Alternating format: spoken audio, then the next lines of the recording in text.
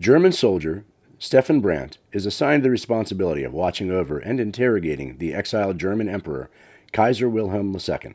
Because the Kaiser lives at a secluded manor there and Germany is invading Holland, the authorities are concerned that Dutch spies may be spying on him. As Brandt begins to delve deeper into the Kaiser's life in search of answers, he is drawn into an unforeseen and passionate relationship with one of the Kaiser's maids, Mikey.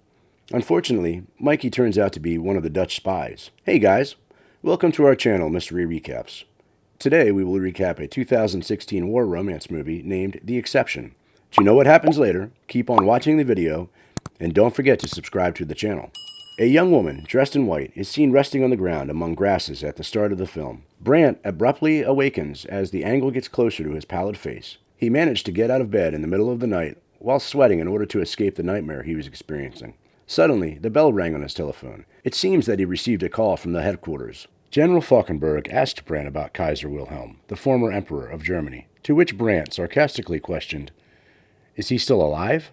Falkenberg provocatively urged Brandt not to look down upon Kaiser, as he is still of great symbolic importance to the German people. Falkenberg informed Brandt that the army has invaded and has attained control over Netherlands, but he fears that some of the Dutch spies are still out there and have eyes upon Kaiser. So he orders Brandt to guard Kaiser and make sure he's safe. In the next scene, Brandt is seen at Kaiser's mansion in Holland. Colonel Sigurd von Eiselman, who is the confidential assistant to the Kaiser, receives him at the door. However, Kaiser is busy cutting wood into pieces. Hermine, who is the wife of Kaiser, proceeds to her husband and addresses her that the army is here, and so they must make a good impression. As per her, army wants Kaiser to rule over Germany once again, so she advises Kaiser that they should invite the commanding officers to dinner, to which Kaiser jokingly mumbles, "Oh, so now we're running a restaurant?" Nevertheless, Kaiser agrees. Later on at night, when Brandt is relaxing in the servant quarter, the maid named Mikey comes knocking on the door to inform him about Kaiser's dinner invitation. After she communicates this, there is a little pause between them. As they look into one another's eyes, the warmth of their bodies is gradually drawing their spirits together. By requesting the maid to remove her clothing, Brandt releases the tension. Mikey couldn't have said no to a captain, so she did as she was asked to do, but before they could enjoy the sexual interaction as per Brandt's desires, Brandt felt a pain on his wounds he got from the war he fought. Achingly, he requested the maid to inform Kaiser that he'll be there to join him at dinner. The maid takes her clothes and leaves.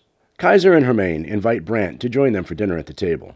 Mikey, dressed in her servant attire, makes her way around the table to serve, as the room is barely lighted by the candles on the table. While Mikey served meals and stood close to the general, Kaiser mused about Germany and Adolf Hitler. Brandt was too preoccupied with the stunning maid he was going to possess to pay attention to what Kaiser was saying. Hermine saw Brandt's tedious look to what Kaiser was saying, so in order to change the topic, she asked Brandt of his background. Brandt intentionally or unintentionally made Kaiser angry by telling that his father was an army officer and that he died in the Battle of Somme just before he was born. Kaiser has always been criticized of being a radical ruler in his time and for starting ridiculous wars for little reasons. Therefore, Kaiser took this as a blame and yelled at Brandt for a brief moment and left the dining table. What do you think? Did Brandt upset Kaiser intentionally or unintentionally? Let us know in the comments section. Brandt returned to the servant quarter after dinner. He slumps onto the chair next to the table. Brandt is shocked when the light is turned on as he is removing his shoes. When Brandt glances up, Mikey is standing a short distance away. This time, Mikey requests that he removes his clothing. The room begins to warm up once more. Brandt removed his clothing. Mikey gives his body a close inspection and extends her hand to touch the wounds that prevented them from making love the last time. She then shoves him into his bed, climbs on top of him, and begins to make love. After that, Brandt insists that she stay with him for the night, but she didn't listen and left the room. The next morning, Colonel Sigurd informed Kaiser that Brandt wants a shift in the house due to the threats the Dutch spies present in her life. Later in the field, Kaiser and Brandt have a brief conversation about the Dutch spy. Kaiser received Brandt's assurance that no spy would approach him while he was on duty. Kaiser seems to have lost his rage from last night. Kaiser instructed Mikey to show Brandt to his new room in the house. After they entered the room, Brandt asked Mikey for her name and blushed as she gave it to her. This was the first time Brandt had heard Mikey's name. Before the talk could continue, Mikey crosses the line by mentioning the illegal rule of staff copulation. According to Mikey, they may lose their jobs if they are both found out. Brandt couldn't care less of observing the banned rule. Instead, he asked Mikey where her room is. She told him of her room and left. A few days later, Mikey quietly leaves the mansion and makes her way to church. Pastor Hendrik, a friend and ally, was there. She tells Hendrik that the military is aware of their presence and is attempting to determine the whereabouts of the special agent. Hendrik asks her when she will be finished with her mission and assures her that he would help her leave the area once the job is done. After some time, Mikey departed and immediately went to her room in the mansion. On the other hand, the military, as always, were 2 steps ahead. The military had already determined that the spy is somewhere in the village. Once they had determined the precise location, they planned to raid the area. Moving on, just as before, Mikey once again catches Brant in her room, lying on her bed. Brant apologizes Mikey for how he treated her the first time they met, and then they had an intimate sex. Mikey confessed to Brant that she's a Jew, but Brant didn't care much of that fact. Brant stayed in her room for the night. Next morning, when Mikey wakes up, she finds Brant sitting at the side of the bed, glazing out of the window. She tried to talk Brant out of his character by mentioning the nightmare that led Brant to wake up so early in the morning, but Brant changed the topic and advised Mikey not to tell anyone else that she's a Jew. After a while, he picked up his pack of cigarettes and left. Brant encounters the inspector named Gestapo, who is tasked with finding the Dutch spy as soon as he exits Mikey's room. The inspector told him about the planned raid and about Himmler, the chief of the SS, coming to visit Kaiser. He also told him that his team will thoroughly search the house before the arrival of Himmler. The inspector directed Brant not to tell anyone about the visit of Himmler except of Kaiser. However, it seemed Hermine had already received a letter regarding the visit of Himmler. She read out a letter to Kaiser buoyantly, but when Kaiser didn't show much enthusiasm, she took Brant aside and tried talking to him on how this visit is of great importance and what could be the outcome of the visit. She had high hopes that Himmler is coming over to offer Kaiser to lead Germany once again. But to Brant, this didn't occur as the most possible outcome of this visit. In turn, he was quite amazed that Hermine still dreams of being at such a high position. What do you think? What could be the reason behind Himmler's visit? Let us know in the comments section. The Gestapo squad arrived to begin their search at the mansion hours before Himmler's arrival. The search group disperses across the manor. Mikey hears the Gestapo thugs' footsteps at every corner as she descends the stairs. She couldn't do much at the time, despite her heart feeling like it wanted to burst from her chest. Brant personally looked into Mikey's room, but came up empty-handed. When the search was finished, Mikey returned to her room to verify if her weapon was still hidden there. She was relieved to see that it still was.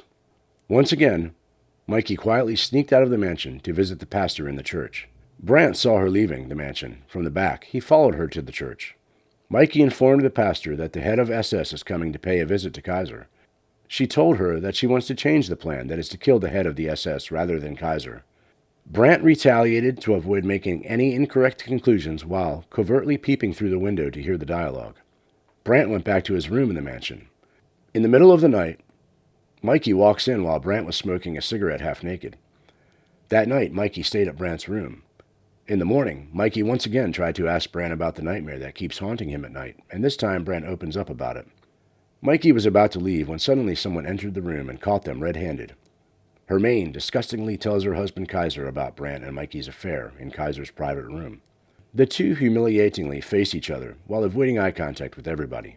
Hermine belligerently orders the two of them to pack up their possessions and leave, but Kaiser politely requests a private meeting with Brant and Mikey instead.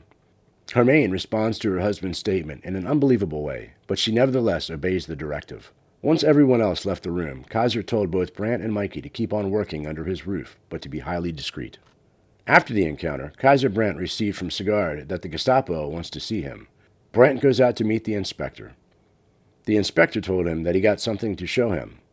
Little did he know, it was Pastor Hendrik, the pastor with whom Mikey was talking. The inspector told Brant that the pastor is one of the Dutch spies, and we have reasons to believe that there is one other in the area, and the pastor will take us to the other one. Brant could see the whole picture now. He had no doubts upon the fact that Mikey is the other spy they are looking for. Now it was just a matter of time before the pastor would say her name.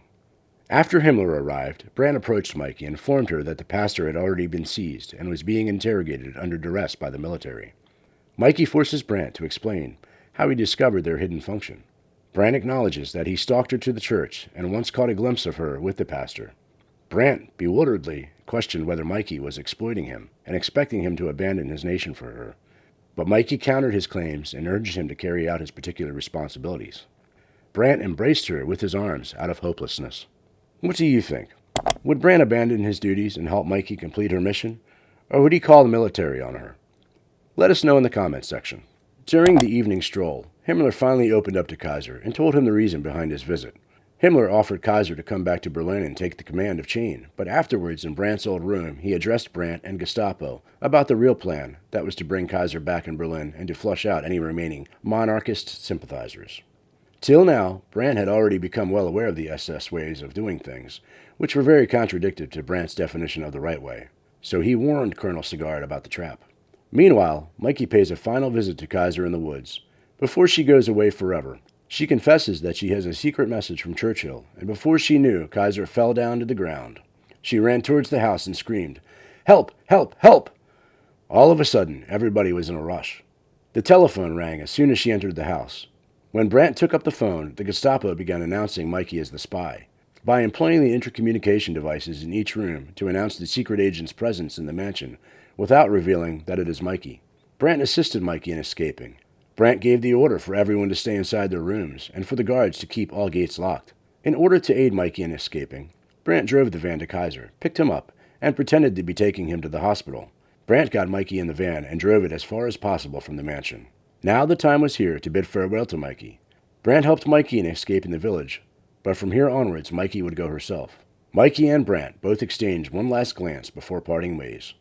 Mikey assured Brandt, as she was leaving, that she would only marry him if he finds her after the war. So guys, that's it for today. Check out this video on the screen to watch this amazing movie recap. Also, make sure you hit that subscribe button and bell icon to never miss any exciting movie recaps.